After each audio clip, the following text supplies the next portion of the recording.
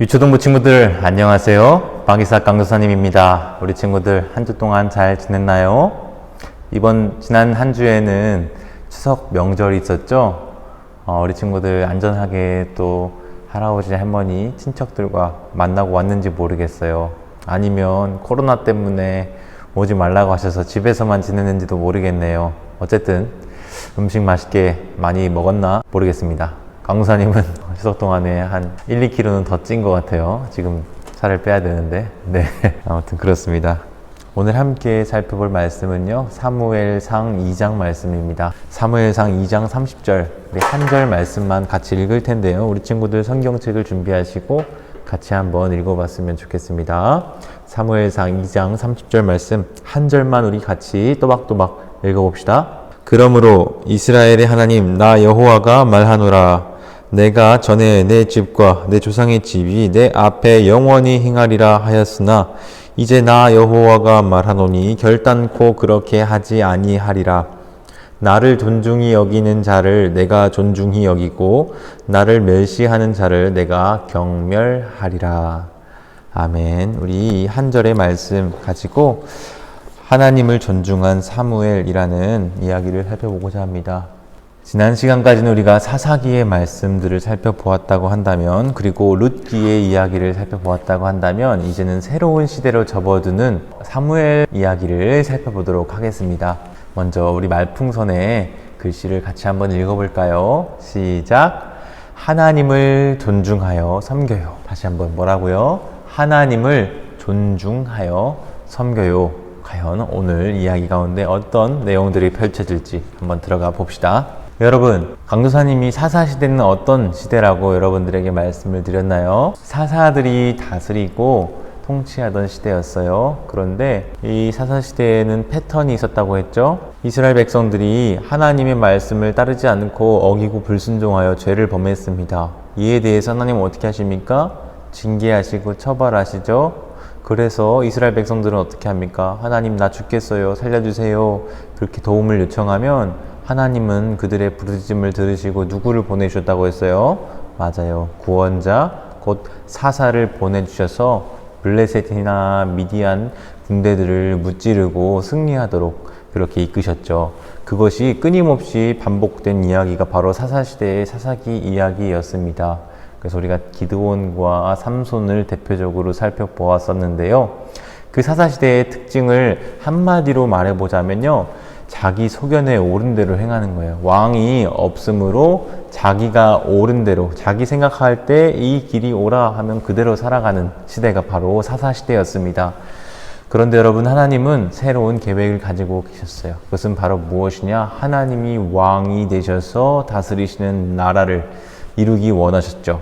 그 계획의 시작은 바로 이 오늘 한 사람으로부터 시작됩니다. 여러분, 한나와 브닌나라고 하는 여자가 있었습니다. 한나와 브닌나, 이 둘은요, 엘가나라고 하는 한 남자의 아내들이었어요. 브닌나라고 하는 여인에게는요, 아들과 딸이 여러 명이 있었습니다. 그런데 한나에게는 안타깝게도 아이가 생기지 않았어요. 임신이 되지를 않는 거예요. 얼마나 이 한나의 마음이 아팠겠습니까? 아이를 너무너무나도 가지고 싶은데 아이가 생기지 않아서 너무 속상해. 그래서 하나님 앞에 나아가서 울며 불며 하나님 앞에 기도하기 시작합니다. 하나님, 저에게도 아이를 가질 수 있도록 도와주세요. 하나님, 제게도 아이를 허락해 주세요. 그렇게 하나님 앞에 간절히 기도하며 부르짖어 하나님 앞에 나아갔습니다. 여러분, 이 한나에게 하나님께서 임신하지 못하도록 막으셨다는 것은 사실상 너무 가혹한 일 아닌가요? 그런데 한나가 하나님 앞에 그렇게 매시로 나가서 기도하니까 하나님은 한나의 기도를 들으시고 한나의 태의 문을 여셔서 아이를 임신할 수 있도록 허락해 주셨습니다. 그래서 얻은 아들이 누구일까요? 맞아요. 바로 오늘 말씀의 주인공이라고 할 수 있는 사무엘이라고 하는 사람입니다. 누구요? 사무엘. 여러분, 사무엘이라고 하는 이름 자체가 어떤 뜻을 가지고 있냐면, 사무는 사마라고 하는 거예요. 샤마, 듣다. 그리고 엘은 하나님이에요. 다시 말하면 하나님이 나의 기도를 들으셨다. 이것이 바로 사무엘이라고 하는 이름의 뜻입니다. 한나가 그렇게 이름을 지은 거예요. 한나가 하나님 앞에 아이를 나에게 허락해 주세요. 주시면 하나님께 바치겠습니다. 하나님께 헌신된 자로 키우겠습니다. 이렇게 기도하고 하나님이 그 기도를 들으셨기 때문에 이름을 사무엘이라고 지었습니다. 그렇게 한나는 아이가 태어나고 젖된 후에 이제 성전에서 살도록 그렇게 내어 주었습니다. 그래서 한나는 사무엘 그 아들을 성전으로 데려다 놓을 때 그런 마음이었을 거예요. 사무엘아, 너는 항상 하나님의 말씀을, 하나님의 음성을 듣고 사는 아이가 되렴. 늘 하나님을 존중히 여기고 하나님을 귀히 여기는 그런 아이가 되렴. 한나는 늘 그런 마음을 가지고 있었을 것입니다.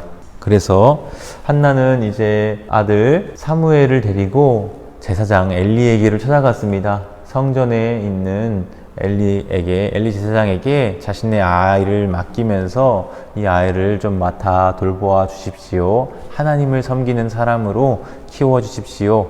이렇게 맡기고 갔습니다. 그런데 여러분, 이 엘리 제사장에게는요, 두 아들이 있었습니다. 그 아들의 이름은 홈니와 비느하스라고 하는 아들이었어요. 이 아들들은요, 제사장임에도 불구하고 하나님을 존중히 여기지 않았어요. 하나님을 섬기는 일을 맡았음에도 불구하고 하나님을 제대로 섬기지 않았습니다.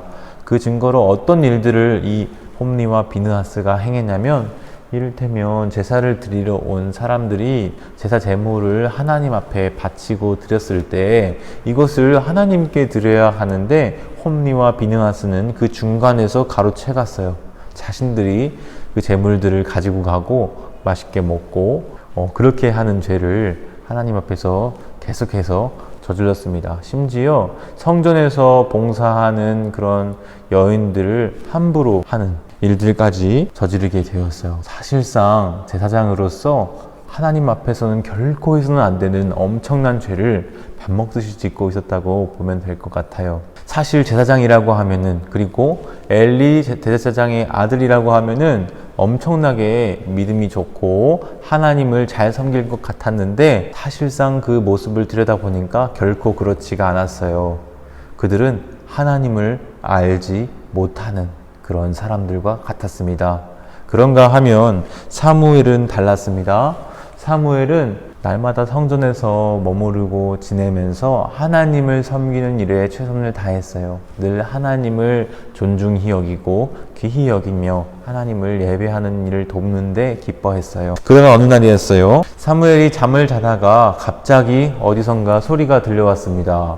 사무엘아, 사무엘아. 자던 중에 자신을 부르는 소리를 들은 사무엘은 벌떡 일어나서 어디로 갔을까요?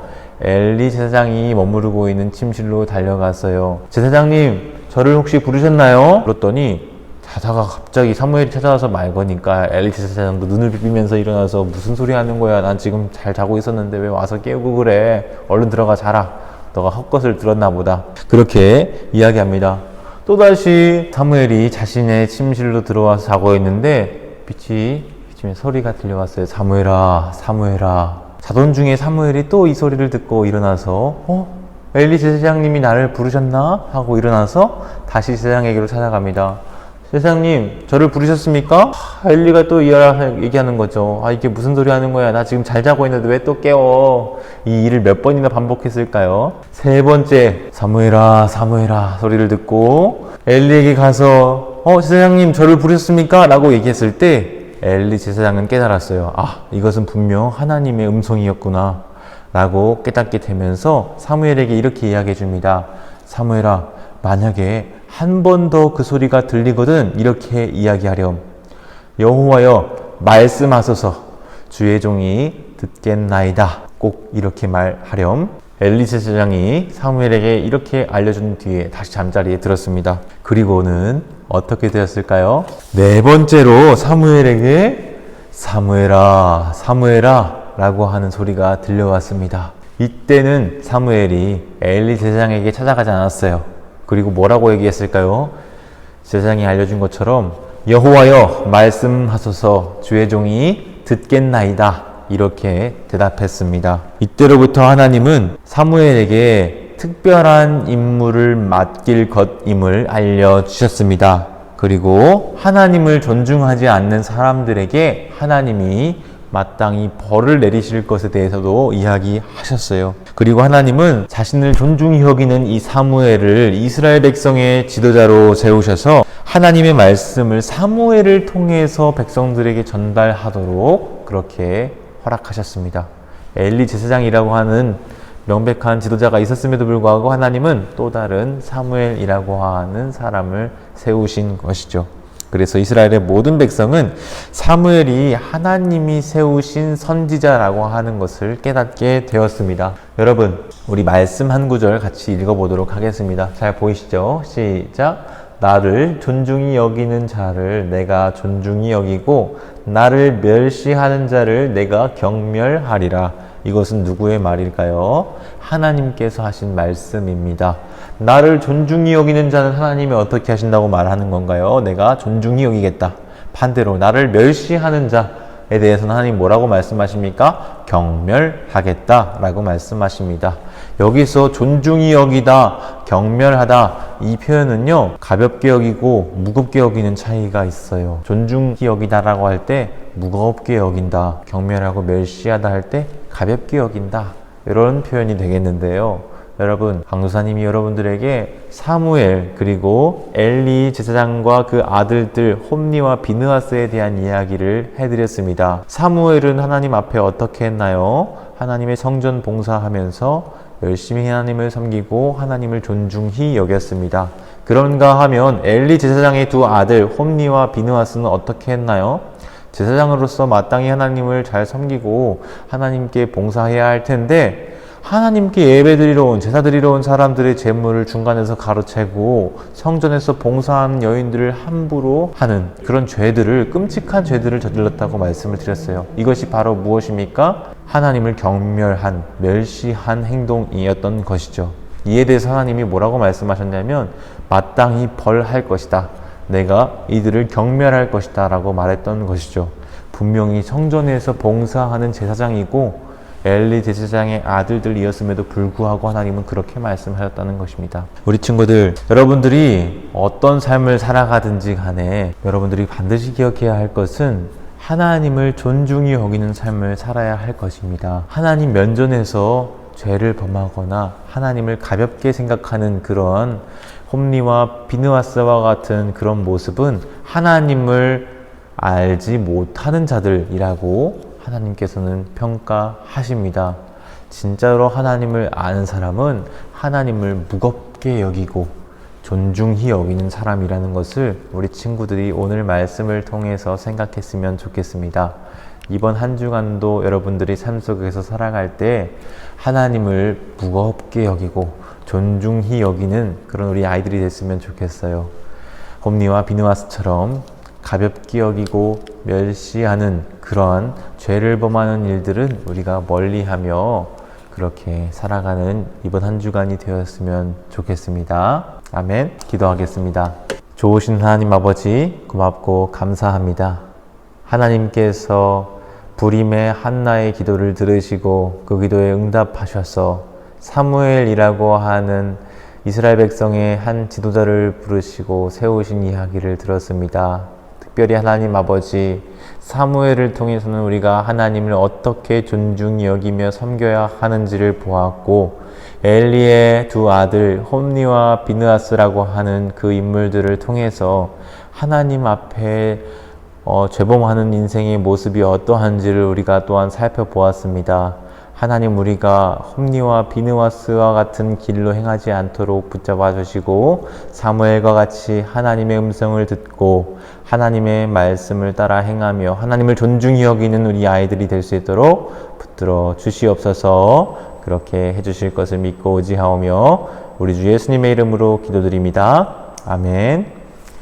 그럼 우리 친구들 한 주간도 하나님을 존중히 여기며 섬기는 그런 한 주가 되기를 소망합니다. 그러면 다음 주에 또 만나요. 안녕.